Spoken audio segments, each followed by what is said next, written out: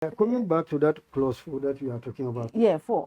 Even the constitution want people to look it in conjunction with all other provisions, because subject to all other provisions. Subject to all other provisions, yes. Yes, it says subject to all the provisions of this section. Meaning that when you are considering that, it's not considering all other provisions. Subject to all other provisions. Exactly. Yes. Exactly. Ah. It's not just simply terminating. Yeah. You have to consider all the other And parts. 5 says a person holding the office of the auditor may be removed from office only. Exactly. Only. That was very specific. Yes. No, it's very clear. Only. The constitution is very clear about Only on those 3 grounds. On those 3 grounds. Yes.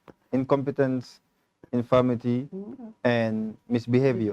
And in this case, you cannot accuse them of misbehavior because you are giving a raise, a promotion. Not only that, but he's so qualified that they are He's giving so a qualified that one of the ministers said that he's so qualified that they want to make him minister. that's not promotion, that's demotion. It's Because the ministers subject to certain controls that the office of the National Audit Office is not. It's Because very the Constitution also protected the Auditor General from the control of anybody or authority. Ministers are actually controlled and, so it's not a promotion. So we need to debunk this false information. They're actually demoting the Auditor General, not promoting him.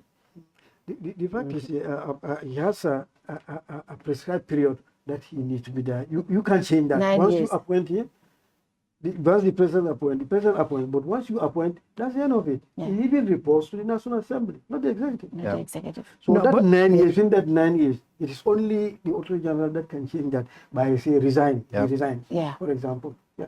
Or he reaches the age of 60. Those are the only factors that can make him not to complete that 9 years, or he's dead, or whatever. Yeah. But without that, you cannot move him out of that office. Without following the procedure. No, there's no procedure. That 9 years, there's no procedure to take it out, No, I mean, except if he misbehaves, yeah. Exactly. Yeah. Exactly. Oh, yeah. Yeah, but you have been the Auditor General and you served on the JAME. And I mean, you served on the JAME, and I'm sure that was most of the most difficult times, you know. I mean, Jada just said it, JAME used to remove judges and so. But somebody told me, I think the only time JAME removed an Auditor General was one Fatu something. He did. And it went through a tribunal. tribunal, He did not just remove the Auditor General. No, actually, he removed 2. 2, okay. One of them went through the tribunal. One of them, Fatoumata, yes, went through the Fatoumata tribunal. instead of tribunal. Yeah. For Boubacar, there was no tribunal. There was no tribunal, Yeah, okay. But for Fatoumata, there was a tribunal. That was a tribunal. Yeah. I remember I was one of the witnesses. Yeah, for the tribunal. For the office, yeah. For the office. I represented the office at that tribunal. But Why is it important for the Office of the Auditor General to be independent? Because I think it's important for people to know the role of the Auditor General. Because, you know, just like he said, when people came to me and said, oh, you know, you don't know this guy. I'm like, look, it's not for me, it's not the person. It is the office. It is the way it was handled. It is the way that he was removed.